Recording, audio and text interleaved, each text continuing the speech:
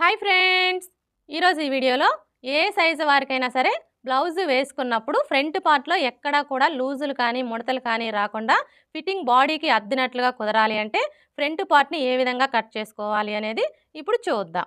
అలాగే వీడియో ఎక్కడా స్కిప్ చేయకుండా చివరి వరకు చూడండి. వీడియో నచ్చితే మాత్రం లైక్ చేయడం మర్చిపోకండి ఫ్రెండ్స్. చూడండి, ఫ్రంట్ పార్ట్ని కట్ చేసుకునేటప్పుడు ఈ ఓపెన్స్ రెండు కూడా మన వైపు ఉండేలా చూసుకొని మనం ముందుగా కట్ చేసుకున్న ఈ బ్యాక్ పార్ట్ని తీసుకొని స్ట్రైట్ కటింగ్ అయితే ఈ విధంగా స్ట్రైట్గా పెట్టేసుకోవాలి. అదే క్రాస్ కటింగ్ అయితే ఇలా క్రాస్గా పెట్టేసుకోవాలి. ఇక్కడ నేనైతే క్రాస్ కటింగే చేస్తున్నానండి. మీరు క్రాస్ కటింగ్ చేసుకోవాలి అనుకుంటే ఈ బ్యాక్ పార్ట్ని ఇలా క్రాస్గా పెట్టేసుకొని ఇప్పుడు మనకి ఈ బ్యాక్ పార్ట్ ఎలా అయితే ఉందో యాజ్ టీజ్గా చుట్టూ కూడా అలాగే మార్క్ చేసుకోవాలి.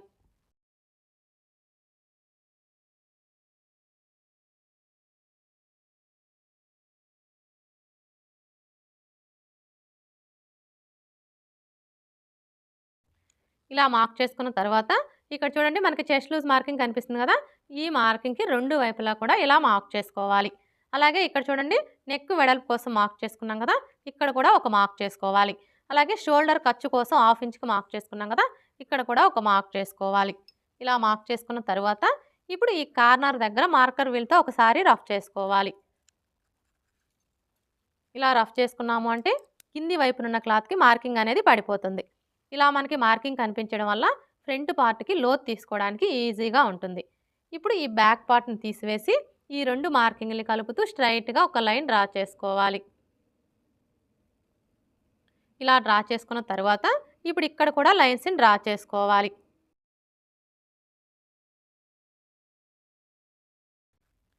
అలాగే ఇక్కడ కూడా ఒక లైన్ డ్రా చేసుకోవాలి.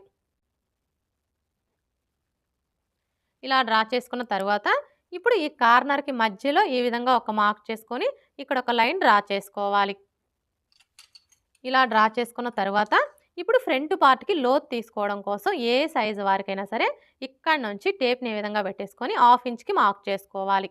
ఇలా మార్క్ చేసుకొని ఇప్పుడు మనం మార్క్ చేసుకున్న ఈ మార్కింగ్ని కలుపుతూ ఈ విధంగా ఫ్రంట్ పార్ట్కి లోతుని డ్రా చేసుకోవాలి. ఇలా డ్రా చేసుకున్న తర్వాత ఇప్పుడు మనకి ఇది వచ్చేసి బ్యాక్ పార్ట్ మార్కింగ్ కదా, ఇప్పుడు ఇందులో మనం ఫ్రంట్ పార్ట్ని మార్క్ చేసుకోవాలి అంటే ఏ సైజు వారికైనా సరే ఈ బ్యాక్ పార్ట్ మార్కింగ్ దగ్గర నుంచి ఈ విధంగా 2 ఇంచులు తగ్గించుకొని మార్క్ చేసుకోవాలి. ఇప్పుడు ఇదే 2 ఇంచుల్ని ఇటువైపును కూడా మార్క్ చేసుకోవాలి. ఇలా మార్క్ చేసుకొని స్ట్రైట్గా ఒక లైన్ డ్రా చేసుకోవాలి. అర్థమైంది కదా, ఇది వచ్చేసి మనకి బ్యాక్ పార్ట్ మార్కింగ్. ఈ బ్యాక్ పార్ట్ మార్కింగ్ దగ్గర నుంచి ఏ సైజు వారికైనా సరే ఈ విధంగా 2 ఇంచులు తగ్గించుకొని ఇందులోనే మనం ఫ్రంట్ పార్ట్ని మార్క్ చేసుకోవాలి. ఈ 2 ఇంచులు వచ్చేసి షేప్ బెల్ట్ కోసం అనమాట. ఇప్పుడైతే మనం ఇందులో ఫ్రంట్ పార్ట్ ఎలా మార్క్ చేసుకోవాలో చూద్దాం. ఫస్ట్ అయితే ఫ్రంట్ నెక్ని మార్క్ చేసుకోవాలి. ఈ ఫ్రంట్ నెక్ని మార్క్ చేసుకునేటప్పుడు ఆది బ్లౌజ్కి ఉక్స్ పట్టి సైడ్ ఉన్న నెక్ని తీసుకొని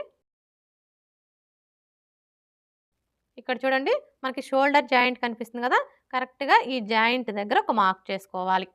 ఇలా మార్క్ చేసుకున్న తర్వాత ఇక్కడ చూడండి, మనం షోల్డర్ ఖర్చు కోసం 1/2 ఇంచ్కి మార్క్ చేసుకున్నాం కదా, ఈ మార్కింగ్ దగ్గర ఈ మార్కింగ్ వచ్చేలాగా ఈ విధంగా పెట్టేసుకోవాలి.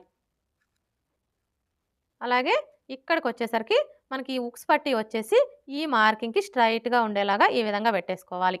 ఇలా పెట్టేసుకొని ఇక్కడ ఒక మార్క్ చేసుకోవాలి. అలాగే మనం నెక్కి వచ్చేసి థ్రెడ్ పైపింగ్ స్టిచ్ చేయాలన్నా హెమ్మింగ్ పట్టి స్టిచ్ చేయాలన్నా ఖర్చు కావాలి కాబట్టి ఖర్చు కోసం 1/4 ఇంచి ఎక్స్ట్రా మార్క్ చేసుకోవాలి. ఇలా మార్క్ చేసుకున్న తర్వాత ఇప్పుడు మనకి ఇక్కడ ఫ్రంట్ నెక్ పొడవు ఎంత వచ్చిందో ఒకసారి కొలుచుకోవాలి. చూసారా, మనకి ఫ్రంట్ నెక్ పొడవు వచ్చేసి 6.5 ఇంచులు వచ్చింది. ఇప్పుడు ఇదే 6.5 ఇంచుల్ని ఇక్కడ కూడా మార్క్ చేసుకొని స్ట్రైట్గా ఒక లైన్ డ్రా చేసుకోవాలి.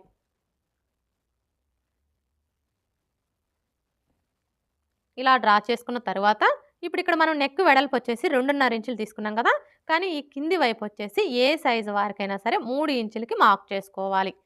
ఇలా మార్క్ చేసుకొని ఈ రెండు మార్కింగ్ని కలుపుతూ స్ట్రైట్గా ఒక లైన్ డ్రా చేసుకోవాలి. ఇలా డ్రా చేసుకున్న తర్వాత ఇప్పుడు ఇందులో మీరు ఏ నెక్ కావాలి అనుకుంటే ఆ నెక్ని డ్రా చేసుకోవచ్చు. నేనైతే ఇక్కడ రౌండ్ షేపే డ్రా చేస్తున్నానండి.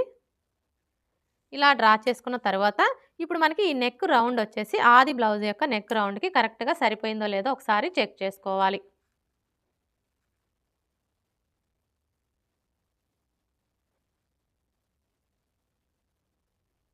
చూసారా, ఇక్కడ మనకి నెక్ రౌండ్ అయితే కరెక్ట్‌గా సరిపోయింది. ఇలా చెక్ చేసుకున్న తర్వాత ఇప్పుడు ఉక్స్ పట్టి, కాజా పట్టి పొడవుని మార్క్ చేసుకోవాలి. ఈ ఉక్స్ పట్టి, కాజా పట్టి పొడవుని మార్క్ చేసుకునేటప్పుడు మనకి ఆది బ్లౌజ్‌తో పని లేదండి. ఏ సైజు వారికైనా సరే ఇక్కడ చూడండి మనం బ్యాక్ పార్ట్ మార్కింగ్ దగ్గర నుంచి 2 ఇంచులు తగ్గించుకొని మార్క్ చేసుకున్నాం కదా! ఇప్పుడు ఈ 2 ఇంచుల మార్కింగ్ దగ్గర నుంచి ఇలా 1 ఇంచి పైకి మార్క్ చేసుకున్నాము అంటే మనకి ఉక్స్ పట్టి, కాజా పట్టి పొడవు అనేది కరెక్ట్‌గా సరిపోతుంది. అలాగే ఇప్పుడు చంక డౌన్‌ని మార్క్ చేసుకోవాలి. ఈ చంక డౌన్‌ని మార్క్ చేసుకునేటప్పుడు ఈ 2 ఇంచుల మార్కింగ్ దగ్గర నుంచి ఈ విధంగా హాఫ్ ఇంచి పైకి మార్క్ చేసుకోవాలి. ఇలా మార్క్ చేసుకున్న తర్వాత ఇప్పుడు ఫ్రంట్ పార్ట్ పొడవుని మార్క్ చేసుకోవాలి.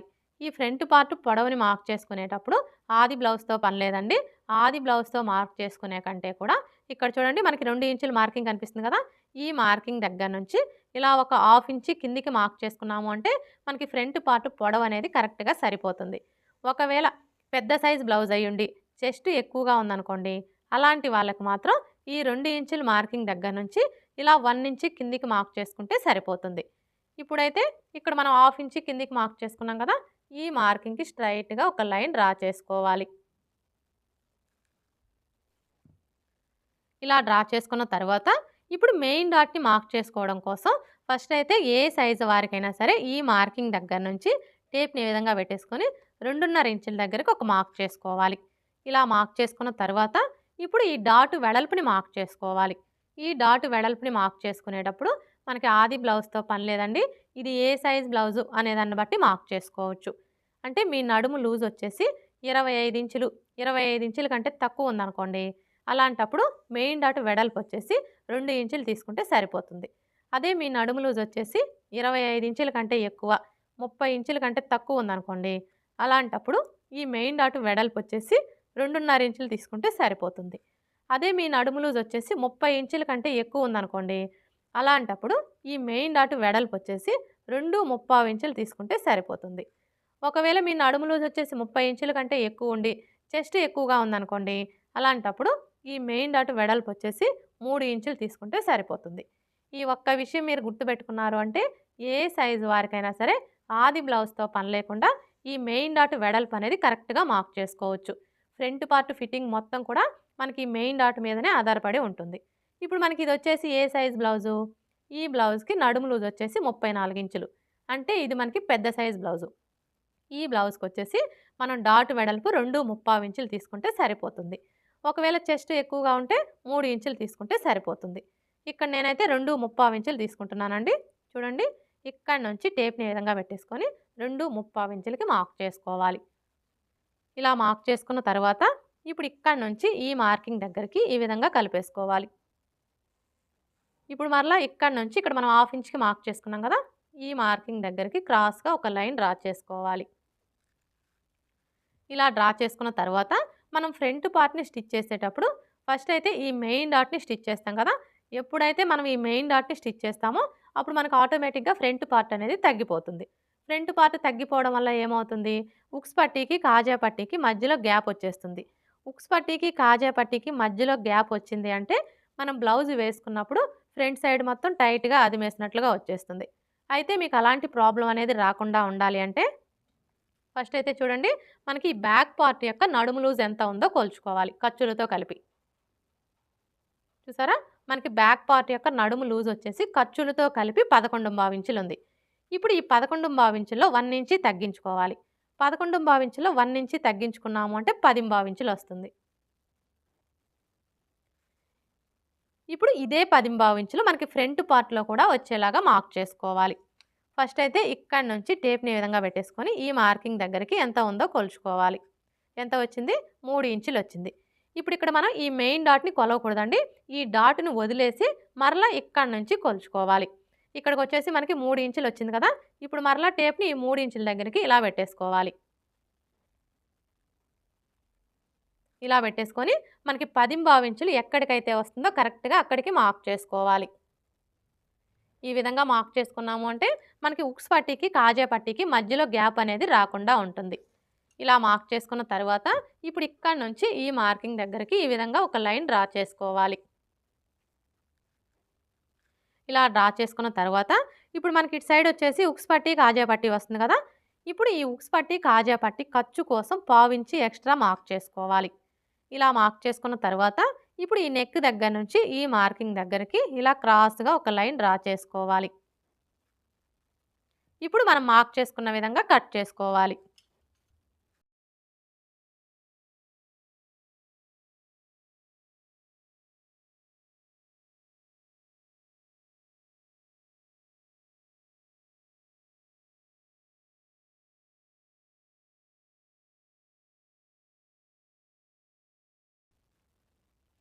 ఇలా కట్ చేసుకున్న తర్వాత ఇక్కడ చూడండి మనం మెయిన్ డాట్ కోసం మార్క్ చేసుకున్నాం కదా! ఈ మార్కింగ్స్ దగ్గర టక్స్ పెట్టుకోవాలి.